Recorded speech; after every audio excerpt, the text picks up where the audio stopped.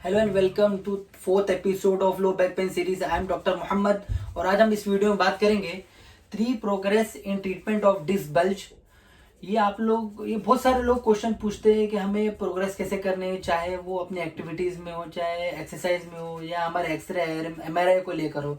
तो यही मैं आपको 3 चीजें बताऊंगा कि किस किस तरह से प्रोग्रेस करते हैं डिस्क बल्ज के ट्रीटमेंट में, और इसके जितने भी आंसर्स हैं मैं सारे दूंगा, तो इस वीडियो को लास्ट तक जरूर देखिए। तो चलिए सबसे पहले चलते हैं प्रोग्रेस इन ट्रीटमेंट पे। अब ट्रीटमेंट में कैसे प्रोग्रेस करना है, स्पेशली एक्सरसाइज में। तो लोग अक्सर ये पूछते हैं कि बैक की स्ट्रेंथ कब करनी है, आप हमें बताइए, बैक स्ट्रेंथिंग एक्सरसाइज बताइए। तो उनको बहुत मिथ और मिसकंसेप्शन रहता है कि जब डिस्क बल्ज होता है तो सबसे पहले बैक को स्ट्रेंथन करिए तभी ठीक होंगे। ऐसा बिल्कुल भी नहीं है। मेरा क्राइटेरिया है कि जब नर्व कंप्रेशन है वो उसको ट्रीट करिए, जहाँ जो नर्व कंप्रेशन का मतलब ये है कि बैक से जो पेन लेग की तरफ जाता है वो। लोगों की थिंकिंग क्या है पेशेंट की, कि जो लेग में जा रही होती है वो हमसे, और पेशेंट हमसे पूछते हैं कि बैक स्ट्रेंथिंग एक्सरसाइज बताइए। अब स्ट्रेचिंग और स्ट्रेंथिंग का कॉम्बिनेशन इस तरह तो बनेगा नहीं, क्योंकि सबसे पहले हमें कंप्रेशन को ठीक करना है। कंप्रेशन जब ठीक हो जाएगा तो उसके बाद हम स्ट्रेंथ को भी फोकस कर सकते हैं, प्रोग्रेस कर सकते हैं। तो सबसे पहले आपने ये देखना है कि आपका जो लेग वाला पेन है, जो साइटिका हो रहा है, वो ठीक हो रहा है कि नहीं हो रहा है।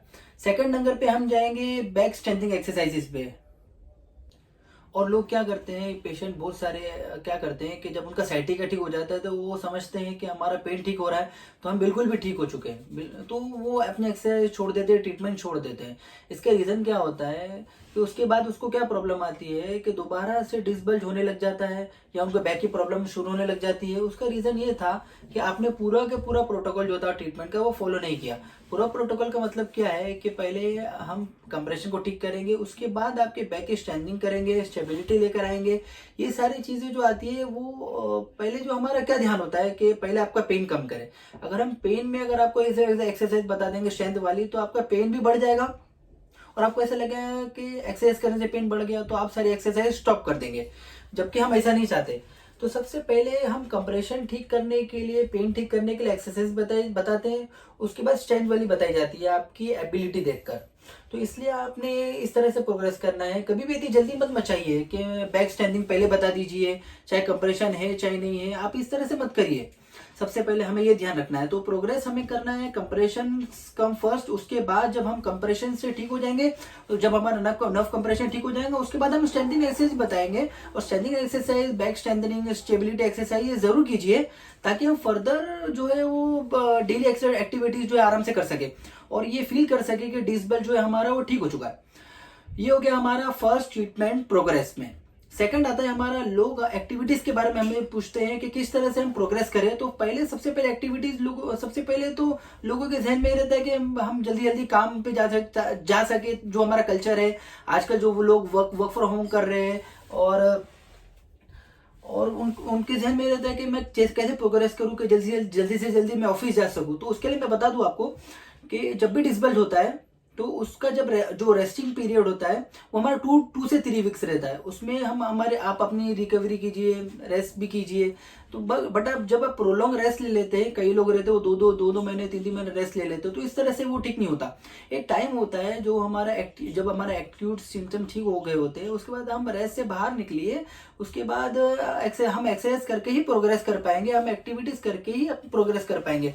एक टाइम के बाद रेस्ट जो है वो हेल्प नहीं करती, क्योंकि रेस्ट जो होता है एक्यूट कंडीशन में, क्रॉनिक कंडीशन में अगर आप रेस्ट करेंगे तो रेस्ट के बाद जब आप उठेंगे या काम करेंगे तो वो फिर पेन करता रहेगा। तो कब तक हम रेस्ट ले सकेंगे? तो रेस्ट का एक टाइम पीरियड होता है, 2 से 3 वीक्स रहता है मैक्सिमम। आपके सिम्टम्स वगैरह इंप्रूव हो रहे हैं तो उसके बाद हम अपनी एक्टिविटीज को भी बढ़ाना शुरू करें।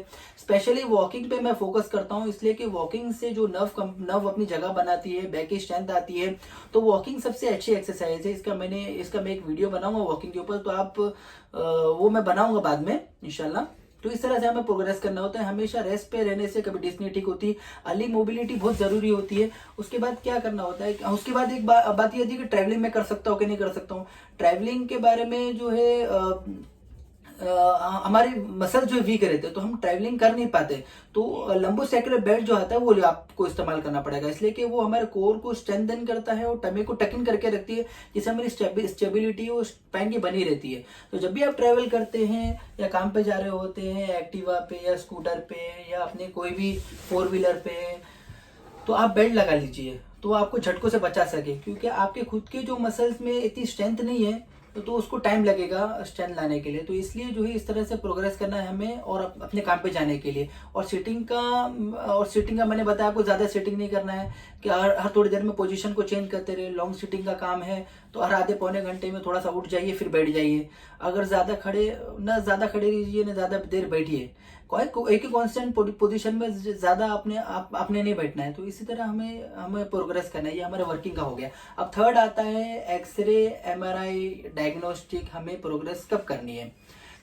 सबसे पहले तो जब आपको बैक पेन होती है तो आपको एक्सरे करवाया जाता है देखने के लिए कि हमारा जो सिंपल बैक पेन जो है वो जर्की एक्टिविटी से हो गया है। तो वो देखते हैं कि वर्टिब्रा में कोई पोजीशनिंग तो नहीं हिली हुई है। स्पॉन्डिलोलिसिस भी हो सकता है, वेज कंप्रेशन भी दिख सकता है।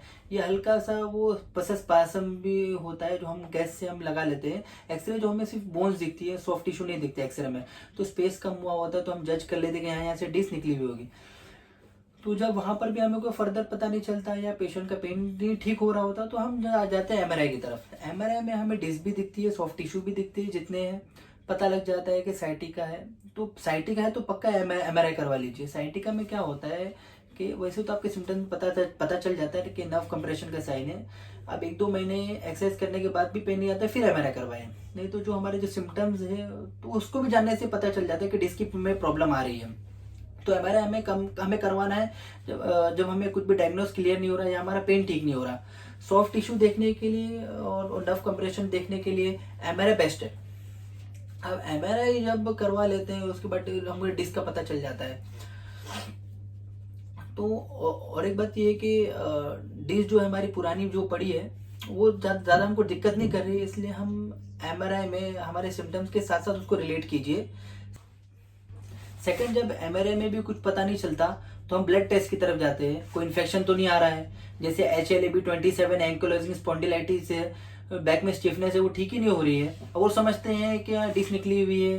हल्की फुल्की डिस्क तो सबकी निकली हुई होती है एमआरआई में जब भी हम करवाते हैं, तो उसको रिलेट करते हैं। तो इसके लिए वो चलते जाते हैं। इसलिए HLA-B27 कभी पॉजिटिव आ जाता है तो पता चल जाता है कि एंकोलोजिंग स्पॉन्डिलाइटिस है।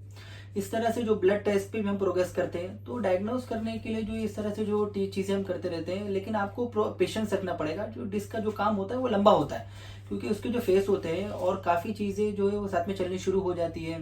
कईयों को तो पूरे स्पाइन में पेन हो रहा होता है, बैक में, अपर बैक में, लोअर बैक में, सब में। तो इसलिए जो है उनको और तरीके से ठीक करना पड़ता है। इसलिए जो अपर क्रॉस लोअर क्रॉस सिंड्रोम पे भी जो है ना वो वीडियो बनाऊंगा मैं। तो इस तरह से जो है वो प्रोग्रेस के लिए 3 पॉइंट्स जो है ना वो मैं आपको बताऊंगा कि किस तरह से धीरे धीरे प्रोग्रेस करना होता है। तो ये है 3 progress in treatment of disc bulge. तो इस वीडियो को ज्यादा लाइक कीजिए, शेयर कीजिए, सबके साथ शेयर कीजिए जिसको भी लो बैक पेन, साइटिका हो रहा है। क्योंकि डिस्क बल्ज की वजह से काफी लोग परेशान है, और ऐसा वीडियो देखने से उनको तो बहुत सारा बूस्ट मिलेगा और उनको और मोटिवेट होंगे। और इसलिए आप लाइक को शेयर कर दीजिए, लाइक कर दीजिए। और मुझसे 1-to-1 कंसल्ट करने के लिए नीचे लेके नंबर पे आप कंसल्ट कर सकते हैं, और उसकी छोटी सी फीस रहती है, उसको आप पे करके आप मुझसे कंसल्ट कर सकते हैं। और लो बैक पेन के जो प्रोडक्ट्स है वो आप नीचे लिखे नंबर पे आप जाके मंगवा सकते हैं। Have a nice day and take care of yourself.